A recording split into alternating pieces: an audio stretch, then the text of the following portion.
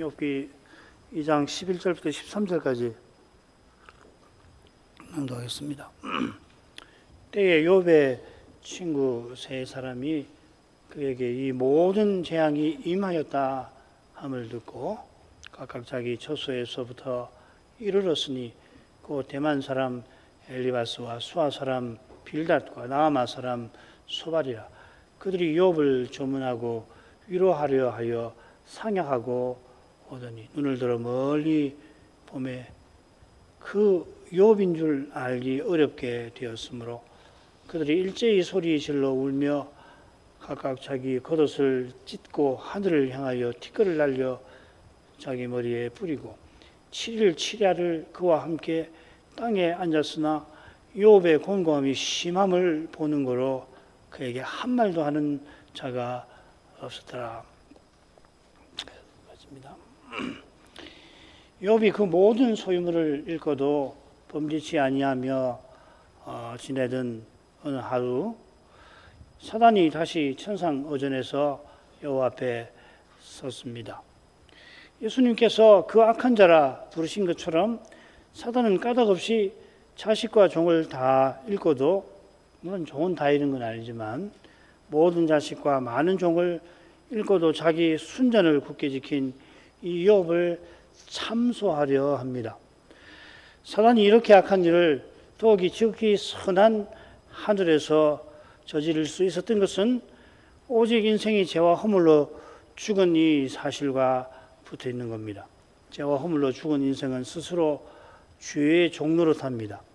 인생이 죄의 종로로 타는 가장 생생한 실정이 메시아를 미워하여 죽이려 했던 거고, 또한 메시아 믿는 교회와 신자를 사람의 깨와 힘으로 죄인 만들어 죽이려 하는 겁니다. 장차 저 그리스도가 나타나면 이 악한 일을 가장 악랄하게 벌일 겁니다. 지금 사단은 그 순간만을 필시 고대하고 있을 겁니다. 그처럼 그 악한 자는 역사의 시초부터 그 일을 꾀하였고, 그런 탓에 욥의 시대에도 누구보다 의로운 이 욥을 참소하는 일을 서슴지 않았던 겁니다. 사단이 그리스도의 승천 이후로는 더 이상 신자를 참소하지 못합니다. 그가 장차 저 그리스도를 세워 가장 악랄하고 집요하고 또 교묘하게 미혹할지라도 역사의 가장 마지막 시대를 살아가는 참된 교회와 신자는 매우 소수일 테고 사람 보기에는 약할 테지만 거룩한 은혜를 힘입어 그 미혹과 핍박을 견뎌낼 겁니다. 그처럼 참된 믿음은 언제든지 깨어 근신하며 다시 오시는 그리스도를 바라봅니다. 늘 자기를 부인하고 겸손히 그리스도의 공로를 의지하니까 날마다 주님의 은혜를 속죄하심을 의지하니까 사단이 혹 참소하려 해도 안 되는 일이지만 아무 소용없을 뿐만 아니라 실은 주님의 십자가 부활로 승천으로 아예 참소 자체를 하지를 못하는 겁니다.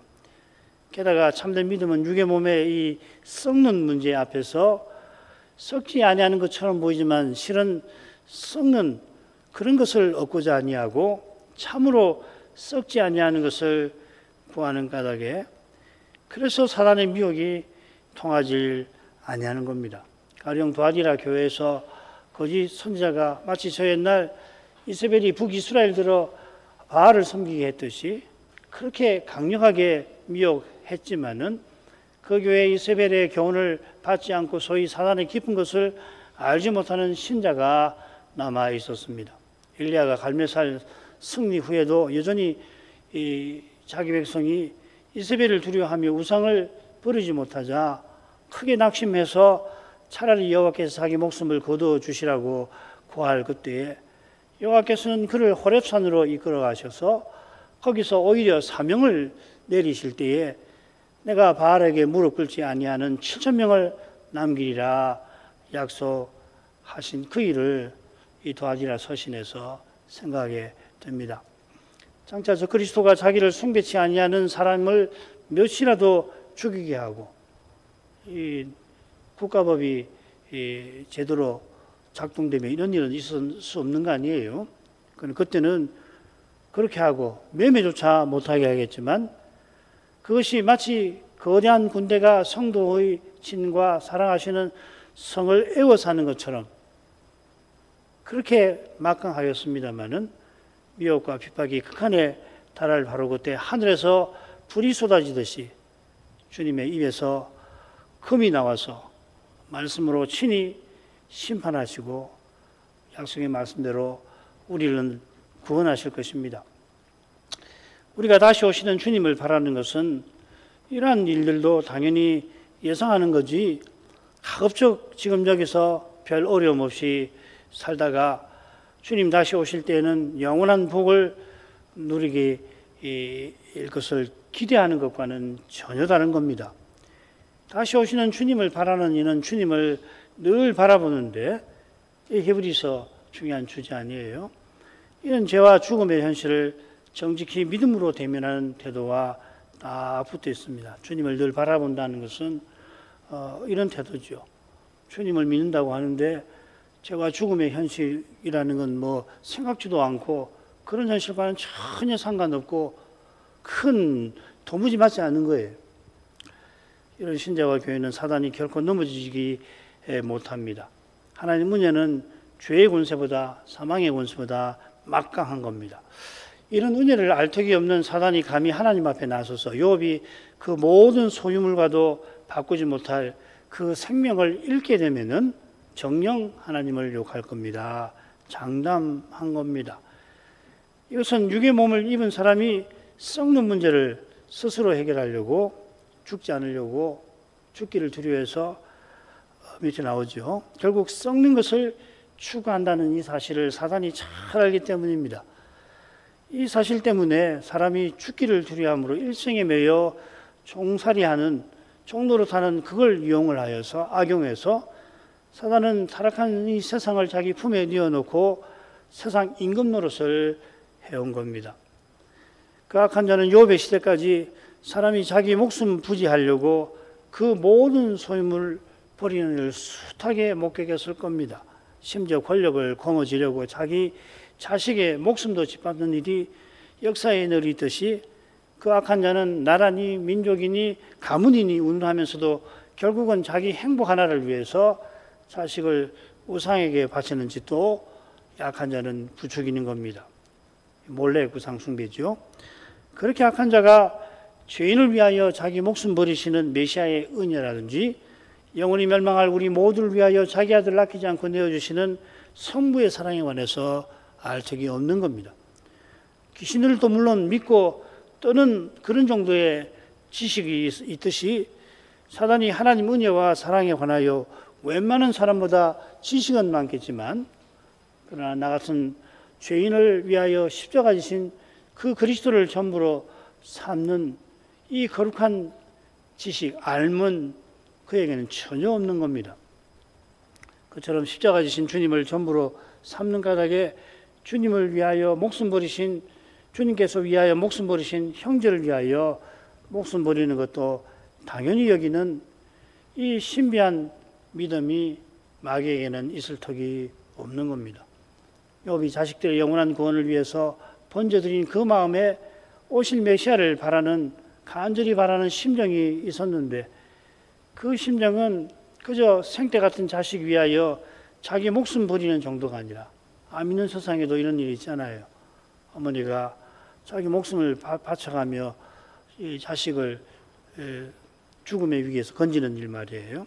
그런 정도가 아니라 주님을 향한 순전한 사랑에서 형제인 자기 자식의 참된 유익을 위하여 생명을 아끼지 아니하는 그런 심정인 겁니다.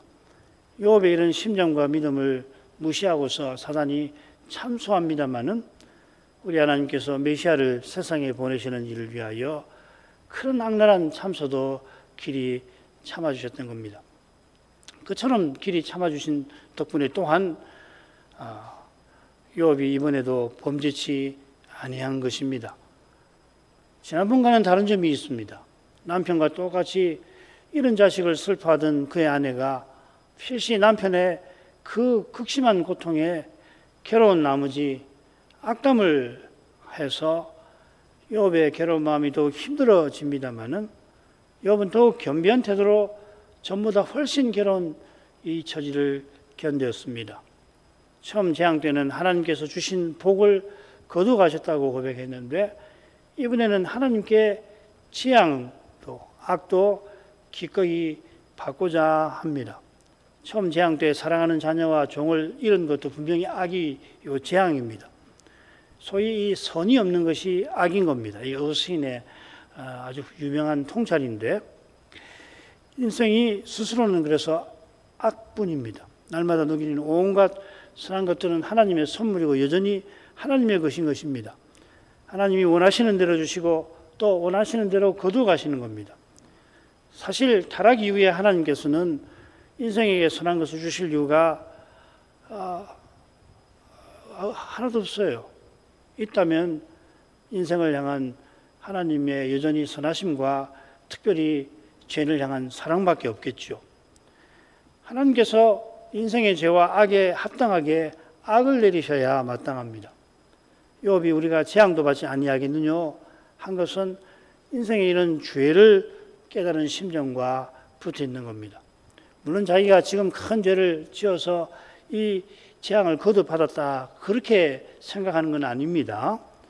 자기가 재앙 받은 이유를 모르지만은 그러나 인생이 타락한 결과로 이런 재앙이 생긴다는 것을 그가 깊이 성찰했을 것입니다. 한글 개역 성경은 하나님께 복을 받았은즉 재앙도 받아야 한다 이렇게 새겼습니다. 하나님께 복을 받았은즉 재앙도 받지 아니하겠느냐.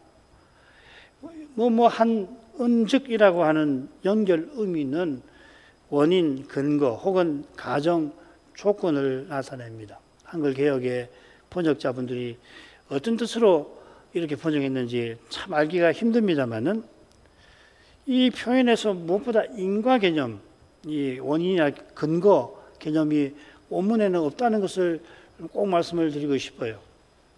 이 원문을 살려서 하면 우리가 복을 하나님께 받고 재앙을 받지 않을 겁니까? 이렇게 번역할 수 있어요. 그러니까 받았으니 재앙을 받지 않을 겁니까? 받았으면 재앙도 받는 것이 아닙니까? 이렇게 번역을 하는데 원문대로 하면 이렇게 되어 있습니다. 첫째로 너무 당연한 건데 번역이 그렇게 되어서 오해하지 않도록 첫째로 복을 받은 사실이 재앙을 받을 원인이 되는 그런 일이란 하나님의 사랑은 물론이고 하나님의 공의에도 없는 겁니다.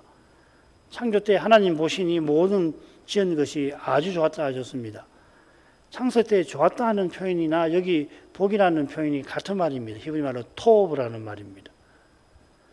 하나님께서 선하신 까닭에 지으신 모든 것이 선하였습니다. 보시기에 매우 선한데 그 이유는 필시 인생을 하나님의 형상대로 지으신 그 목적과 붙어 있을 겁니다.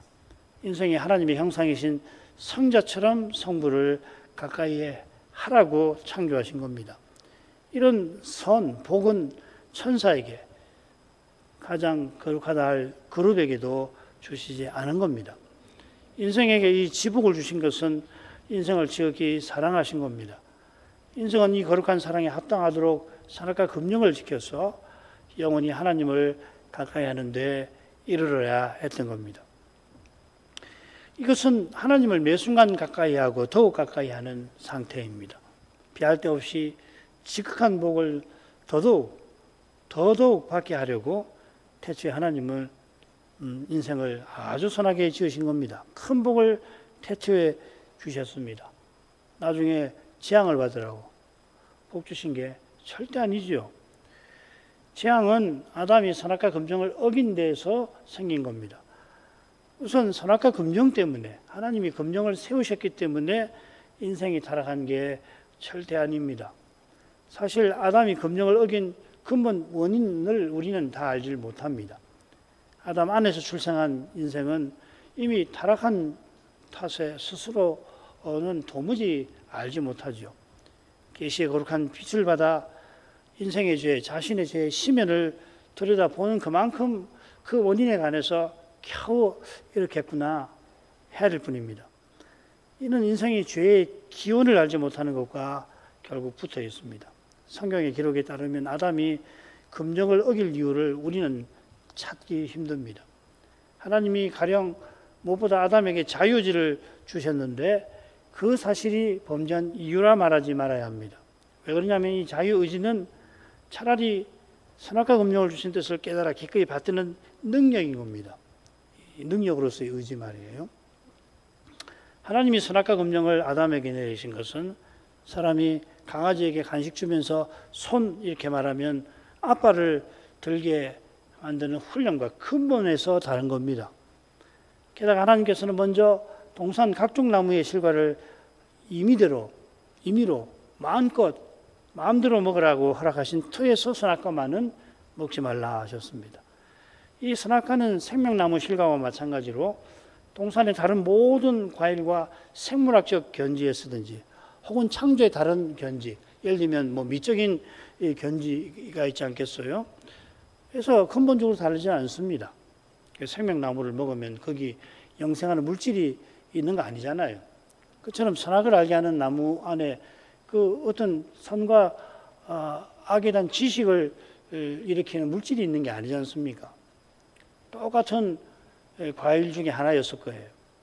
그 사람들은 사과나무라고도 생각하지 않습니까? 그게 영 틀린 이야기는 아니에요. 사과나무라고 단정할 건 없지만은 사과나무가 아니고 이상한 나무일 거다. 그건 사과나무라고 주장하는 것보다 훨씬 더 성경의 견해에서 멉니다. 더욱이 이 금령을 받기 전에 아담은 하나님의 동산에서 섬기며 지키는 사명을 받았지요. 이 사명은 하나님의 동산이 어떤 곳인가를 잘 보여주는데 이곳은 하나님이 사람을 만나시는 거룩한 곳입니다. 여기서 사람의 제일 되는 목적도 있죠. 영광은 하나님의 영광을 뵙고 그 영광이 하나님을 즐거워하는 거 아니에요. 소리문답 일문이죠. 대의문답 일문. 사람의 제일 되는 목적이 무엇입니까? 하나님을 영화롭게 하고 하나님을 영원히 즐거워하는 것입니다. 그게 하나님의 영광을 뵙는다는 전제가 있어야 가능한 거 아니에요. 하나님의 영광을 배워야 하나님을 영화롭게 하고 그래서 하나님을 즐거워하는 것이잖아요. 하나님의 영광을 뵙는다는 게 바로 하나님을 만나는 거, 하나님께서 자기를 가까이 하게 해주신 그 예배를 이야기하는 거 아니에요. 동산 각종 과일은 하나님이 매 순간 주시는 다른 온갖 선한 것들과 더불어서 이 목적을 이루는 수단입니다. 선악과는 수단이긴 한데 특별한 수단인데 인생을 창조하신 목적을 깨닫고 이루게 하신 수단이죠. 이런 점에서 선악과 금령은 구속 이전의 특별 계시라 부를 만하고 선악과는 일종의 성례와 같은 것이라 할 수 있습니다. 우리가 특별 계시라고 하면 죄인의 구원을 위한 하나님의 특수한 계시라고 생각합니다만은 구원하시는 목적이 창조하신 목적과 동일하듯이 창조하신 때에도 인생이 하나님을 영화롭게 하고 즐거워하는 이 목적을 이루라고 하나님은 동산을 창설하시고 선악과 금령을 내리신 겁니다.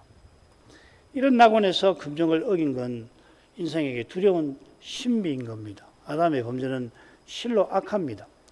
그만큼 악한 것을 찾으려면 유대인이 메시아를 죽인 일일 텐데 그 일의 본질이 바로 배교이고 아담의 죄도 본질에서 배교입니다. 배교하는 교회가 참된 교회를 미워하고 말살하는 환난이 그만큼 악한 것입니다. 아울러 세상에 온갖 악이 그로 말미암아 발생합니다.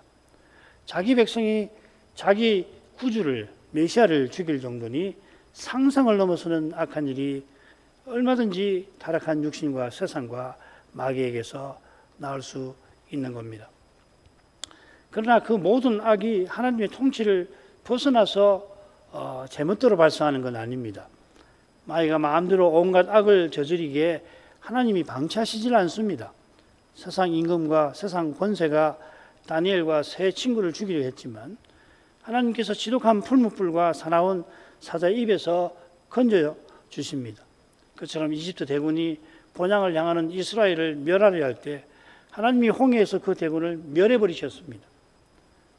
바로가 교만해서 이스라엘을 내보내지 아니하려 했을 때 여호와께서 강한 손과 편팔로 10가지 재앙을 이집트에 내리셨습니다.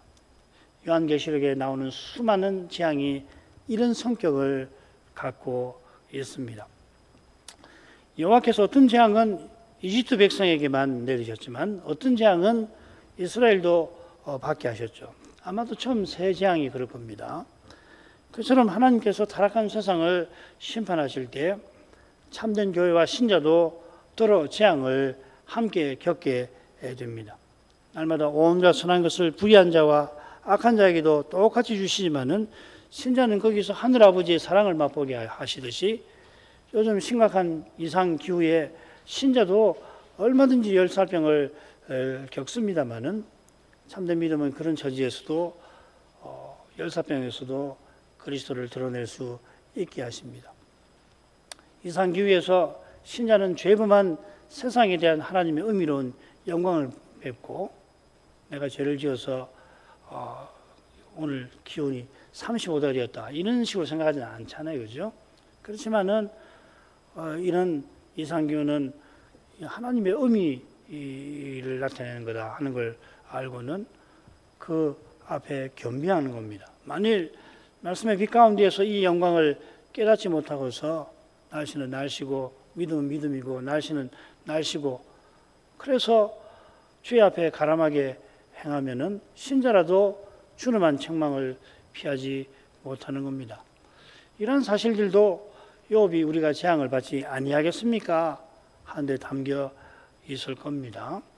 아울러 참된 교회와 신자가 심지어 믿음의 길에서 공연히 미움과 심지어 환난을 겪기도 합니다. 이런 고난이 장차 받을 영광을 이루는 중요한 방도이긴 합니다만은 까닭 없는 오해와 미움과 환난 자체는 악이지 복이 아닌 겁니다. 베드로 사도의 교훈처럼 이런 환난이 들이닥치면 연약한 인생은 잠시 근심하게 되지 않을 수 없는 겁니다. 이 잠시라는 말이 베드로전서에 한 번 더 나오는데 주께서 들어가신 영원한 영광과 대조되는 시간으로 나옵니다. 그리스도께서 영원한 영광에 들어가신 분이고 그에 비해서 우리는 잠깐 고난받는 자들이라 한 겁니다.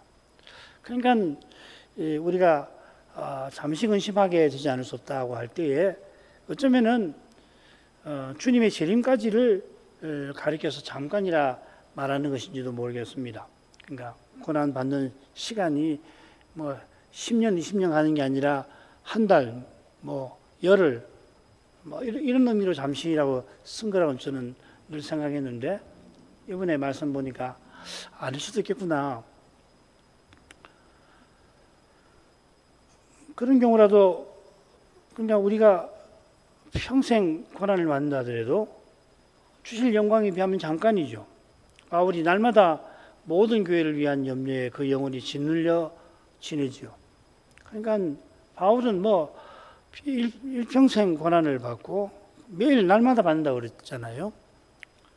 그러나 종일 하루 종일 낙담만 했던 것은 아닐 것 같고 어떤 날은 그럴 수 있는데 오히려 마침내는 마땅히 구할 바를 감사함으로 하나님께 그가 아뢰었던 것처럼 모든 지각에 뛰어난 평강은 사람의 이 경험과 이성을 넘어서는 그 희한한 그 고난을 통해서 임하는 법입니다.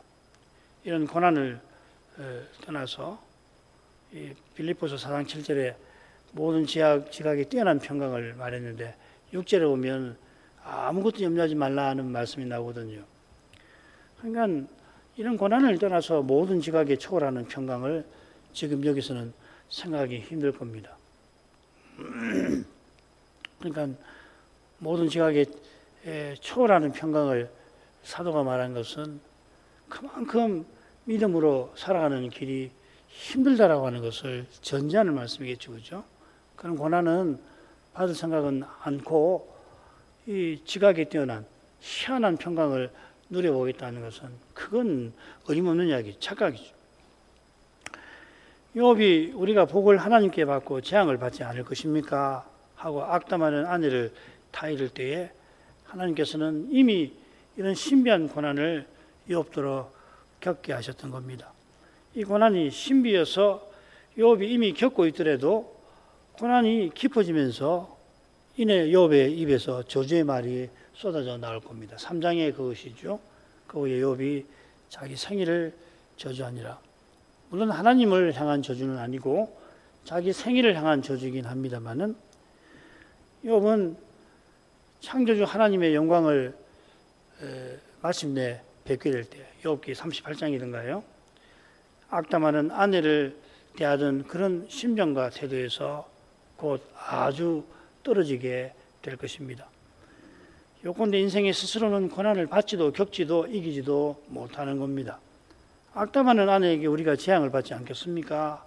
하던 욥도 자기가 재앙받는 이유를 알지 못한 까닭에 깊은 근심에 떨어지고 마는 겁니다. 욥의 아내가 까닭없이 고통받는 남편에게 악담을 퍼부은 데서 욥의 고난이 그만큼 심각했던 사실이 잘 드러납니다. 아내처럼 욥도 스스로는 고난을 견디지 못하는 겁니다. 그런 인생이 우리가 하나님께 재앙을 받지 않을 것입니까? 고백한 데서 실은 은혜의 신비가 드러나고 있습니다. 이미 극심한 고난을 겪은 욥이 더욱 극심한 고난에 이르게 되는 그 계기가 머리 말 끝에 오늘 읽은 말씀에 인상 깊게 나옵니다. 때에 욥의 친구 세 사람이 그에게 이 모든 재앙이 임하였다함을 듣고 각각 자기 처소에서부터 이르렀으니 곧 대만 사람 엘리바스와 수아 사람 빌닷과 나아마 사람 소발이라. 그들이 욥을 조문하고 위로하려 하여 상약하고 오더니 눈을 들어 멀리 보매 그 욥인 줄 알기 어렵게 되었으므로 그들이 일제히 소리질러 울며 각각 자기의 겉옷을 찢고 하늘을 향하여 티끌을 날려 자기 머리에 뿌리고 7일 7야를 그와 함께 땅에 앉았으나 욥의 공감이 심함을 보는 거로 그에게 한 말도 하는 자가 없었더라. 그리고 3장에 가면은 욥이 입을 열어 말한다고 되어 있죠. 그죠? 굉장히 대조적입니다. 욥의 세 친구가 욥의 소식을 듣고 욥을 방문합니다. 그들의 행위가 세 동사로 표현되어 있는데 그 순서가 흥미롭습니다.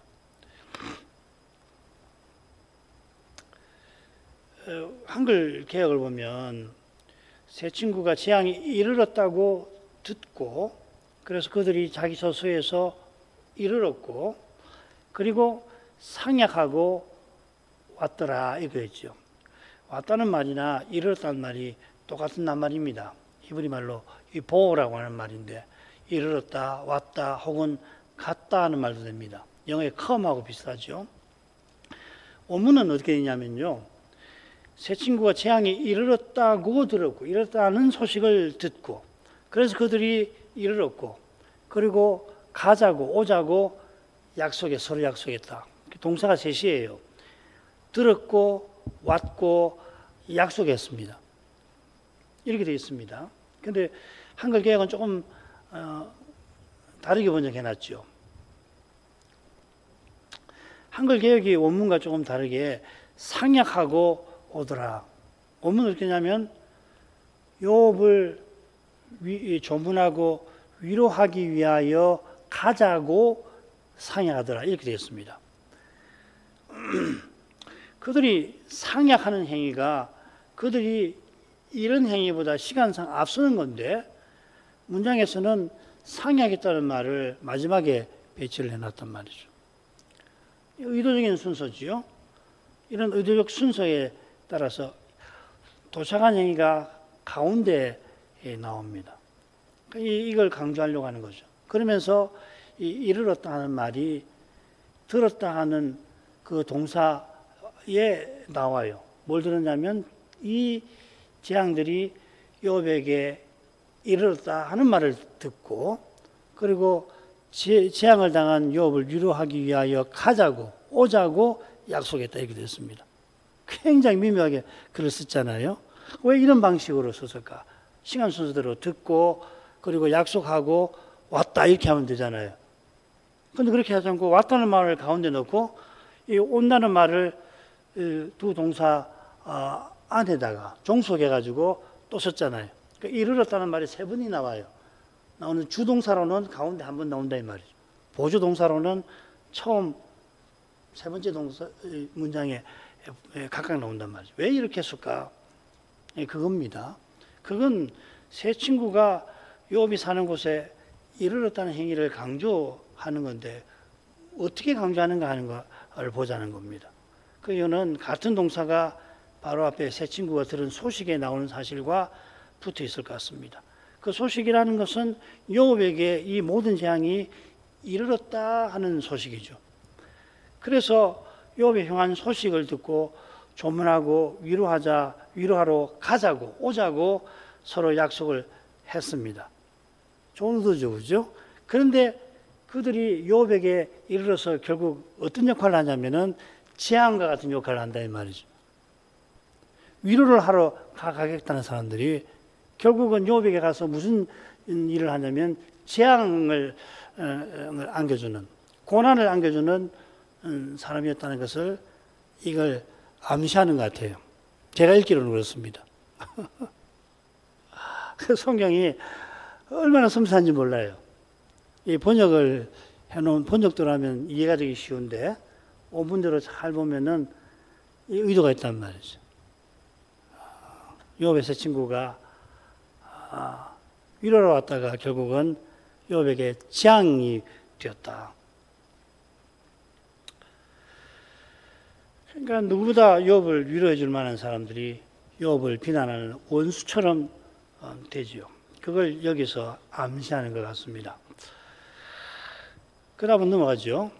이게 욥에게 당시 사람들에게 얼마나 충격적인 건지 욥의 말에서 짐작해 볼 수 있습니다. 욥기 6장 14절에 보면 이게 엘리바스의 비난에 대한 욥의 첫 번째 대답에 나오거든요.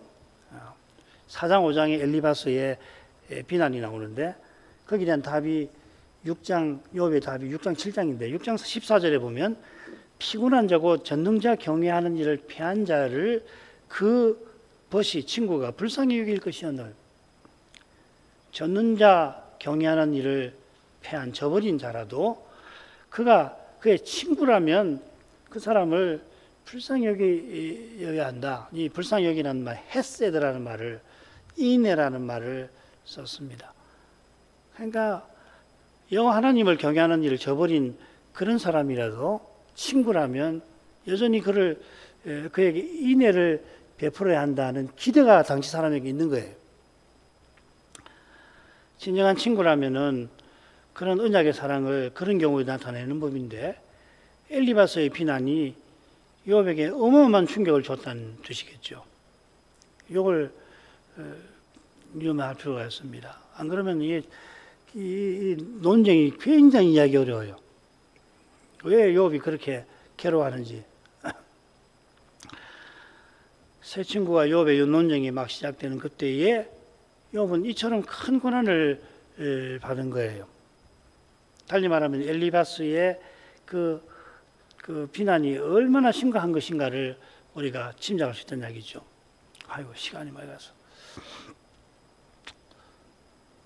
욥이 불과 하루 사이에 모든 자녀와 많은 종을 잃을 만큼 그로 말미암아 큰 슬픔과 괴로움이 채 가시기도 전에 온몸에 악창이 나고 아내에게 악담을 들을 만큼 이 모든 재앙이 창졸간에 임했는데 그런 그를 조문하고 위로하러 온 친구들도 창졸간의 재앙처럼 아예 7일 지나서 처음으로 말을 꺼내던 그 순간부터 욥을 괴롭혔다는 거죠. 이 세 사람이 자기 처소에 왔는데 대만, 수아, 나아만인데요. 읽어보십시오. 이 대만은 에돔의 북쪽 지방에 있는 성읍이고 그러니까 우스랑 가까운 것 같고 수아는 어딘지 모르지만 이 수아가 아브라함과 그두라 소생 중에 수아가 있는데 아브라함이 이 그두라에게 난 서자들이죠. 동방으로 보냈다고 그러지 않습니까? 욥이 사는 동방으로 보냈죠. 그리고 시기적으로 붙어 있습니다. 욥이 아브라함 시대 사람이라면은 그 다음에 나아만은 정확한 위치를 아무도 모릅니다. 엘리바스 빌닷 소발인데 이 사람이 세 분이 욥보다 연장자고 또 다들 지혜에 있는 자들이죠. 엘리바스가 대표였던 것 같아요. 마지막에 보면 엘리바스 들어 욥에게 가서 번제를 드려달라고 청하라고 하나님께 명령하시니까요. 엘리바스의 고향이 대만인데 이 대만은 지혜 있는 인물이 많이 배출된 곳으로 나옵니다. 70일경에는 이들을 왕이나 군주라고 대만의 왕, 그 다음에 수아의 군주 이렇게 나옵니다. 부족장이었던 것 같아요. 욥도 부족장 아닙니까? 서로 약속하여 욥을 찾는데 조문하고 위로하기 위함이라 했는데 이 조문하고 위로한다는 말이 짝을 이루는 맺은 말에 42장에 슬퍼하며 위로하고로 번역되어 있습니다. 맺은 말을 보면 욥의 형제자매 지인들이 그동안 욥을 경원시하고 멸시하고 조롱하고 비난했다가 함께 식사하며 여호와께서 그에게 내리신 재앙을 이제 와서 슬퍼하고 그를 위로했다 그렇게 있죠. 그러니까 세 친구도 그 자리에 참여를 했을 겁니다. 처음에 조문하고 위로하러 왔다가 금방 비난하고 정죄했는데 그들의 지혜가 어떤 것인가 하는 것을 우리가 짐작해 볼 만합니다. 그들의 지혜가 세상 지혜인가 아니면 위로부터 내려온 것인가 이걸 우리가 앞으로 연구를 해야 해요. 그렇지만 분명한 것은 해 저 너머에서 비치는 계시의 거룩한 빛이 아니면은 인생이 해 아래 현실을 제대로 보지를 못한다는 겁니다. 해 아래 현실은 실로 복잡다단합니다. 동시에 반복적이죠. 거기서 죄와 죽음의 사실을 제대로 보는 것이 항상 중요합니다. 죄와 죽음의 현실을 믿음으로 정직하게 대하는 것이 실로 중요한 겁니다. 이걸 빼버리고 믿음을 말하면 신고져 버려요. 너무나 추상적으로 변질되고 마는 겁니다. 거기서만 깊은 슬픔 가운데서 참된 위로를 발견합니다. 그리스도께서 주님의 것으로 삼아주시는 것이 우리의 유일한 위로라고 하이델베르크 여론문답에서 고백하는데 그 그리스도께서 우리의 죄책을 담당하시고 또 지금 죄와 사망의 권세를 우리를 통해서 물리치고 계시는 겁니다. 주님과 함께 고난 받게 하셔서 주님과 함께 영광에 이르도록 하시는 건데 거기에 우리의 위로와 소망이 있습니다. 새 친구가 멀리서 그 눈을 들어 욥을 보고는 그 목소리를 들어 큰 슬픔을 표시하며 똑같은 동사를 나사라고 하는 동사를 거듭 써서 표현합니다. 새 친구가 멀리서 눈을 들어 욥을 보는데 그 욥인 줄 알기 어렵게 되었습니다. 멀리서 보면 사람 식별하기 힘들잖아요. 여기서는 그런 뜻 아닐 겁니다. 새 친구가 욥이 있는 곳을 이미 알고 있었던 것 같아요. 아마 욥이 악창 때문에 성 바깥에 있었고 새 친구가 멀리서 보니까 성 바깥 그 들어온 곳에 어떤 사람들은 쓰레기 덤이라고도 표현하는데 70인역에는 쓰레기 덤이라고 되어 있습니다. 한 사람이 있는 걸 보고 욥인 것을 단박에 압니다마는 그러나 지금껏 알고 있는 욥의 모습과 너무나 달랐던 겁니다. 그들은 욥이 죽은 거나 다름없다고 여겼습니다. 잔절이 죽을 때 욥이 그랬던 것처럼 새 친구는 겉옷을 찢었습니다. 친구들은 게다가 크게 울었고 티끌도 머리에 뿌렸습니다. 욥은 그렇게 하지 않았죠. 욥은 죽은 거나 다름없었고 실은 죽는 것보다 비참한 처지에 있었던 겁니다. 이건 사단이 요구하던 것일 뿐 아니라 하나님은 그보다 더 끔찍한 상태에 자기 이 신실한 종을 몰아 넣으셨습니다. 그들은 땅에 주저앉아 7일 동안 욥과 함께 있었는데 누구 하나 욥에게 말을 건네지 못합니다. 말문이 막힐 만큼 욥의 곤고함이 심했습니다. 나중에 욥은 친구들이 비난하고 정죄하는 말에 똑같은 곤고함을 맛봅니다. 이 곤고함이라는 말이 16장 6절에 내 근심이 풀리지 아니하나니 하고 나옵니다. 이 두 번째 사이클에 나오는 말이거든요. 지금 욥의 곤고, 고통도 신체적인 것만 아닙니다. 얼마나 끔찍한지 그걸 본 친구들이 말문이 막혔을 뿐 아니라 그 다음 곧 친구들 입에서 비난과 정죄가 터져나오게 되는 이유가 되지요. 그처럼 친구들이 함께 있지만 누구도 말을 건네지 아니하는 그 사실에서 욥의 공고는 더욱 깊어져 갔을 겁니다. 친구들이 왔는데 7일 동안 함께 있지만은 말을 건너지 않는다는 말이 무슨 말인가?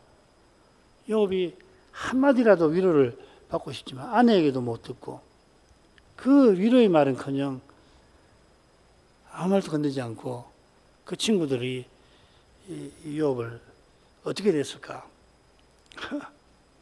이게 이제 3장에서 욥이 자기 생일을 저주하는 배경 일부가 될 겁니다.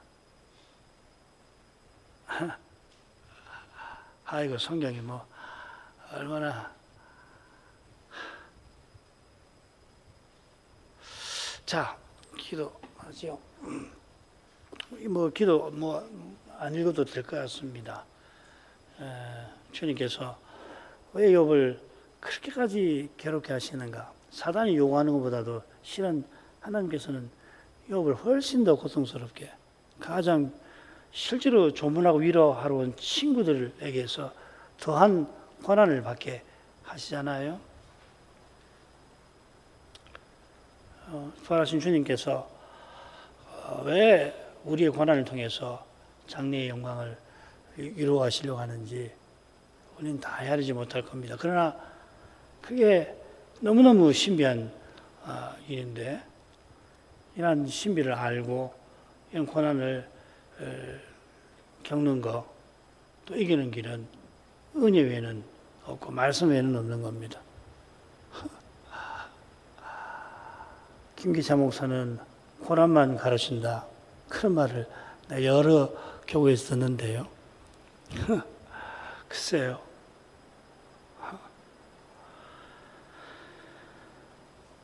더욱이 이 시대를 생각하면 이 고난의 신비를 깨닫는 것이 정말 중요합니다.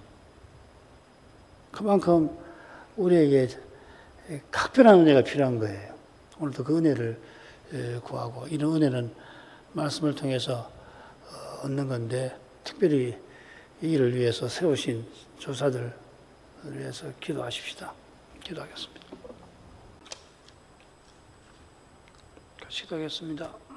거룩하신 아버지, 욥이 모든 자식과 또 많은 종을 잃고서 큰 슬픔 가운데 지내던 어느 날 마귀가 다시 그를 참소한 결과로 이번에는 심한 악창에 걸려서 죽음의 고통을 겪고 있었는데 그 괴로운 현실을 곁에서 지켜보던 그의 아내가 욥처럼 자식을 잃은 슬픔의 짐을 견디기 힘든 상태라 그만 악담한 탓에 욥의 괴로운 마음에 훨씬 깊은 슬픔에 잠겼습니다마는 그런 처지에서도 그는 우리가 하나님께 복음받고 치양은 받지 아니할 것입니까?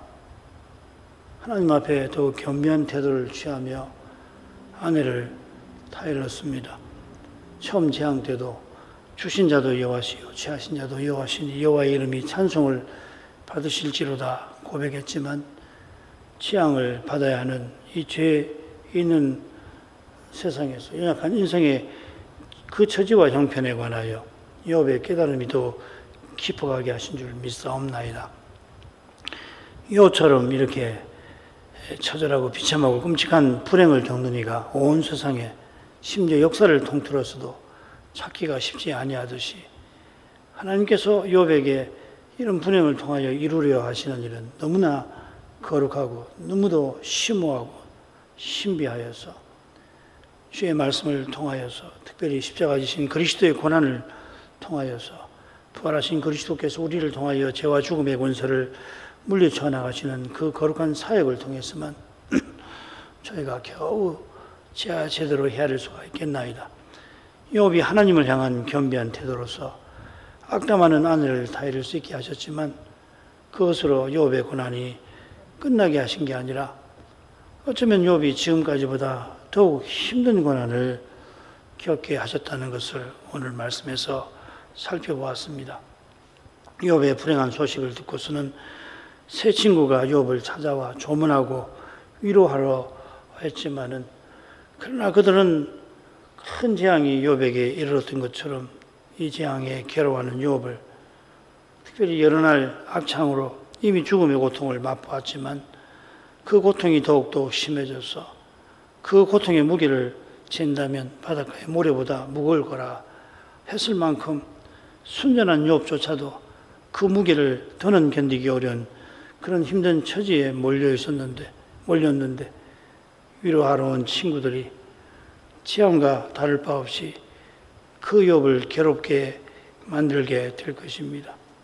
이미 그들이 욥을 찾아와서 그의 고통과 근심이 얼마나 심한지를 보고는 7일 동안이나 그와 함께 있으면서도 한마디 위로의 말을 욥에게 건네지 아니한 데서 욥은 이미 친구들에게서 위로받기를 포기했었던 것도 같습니다.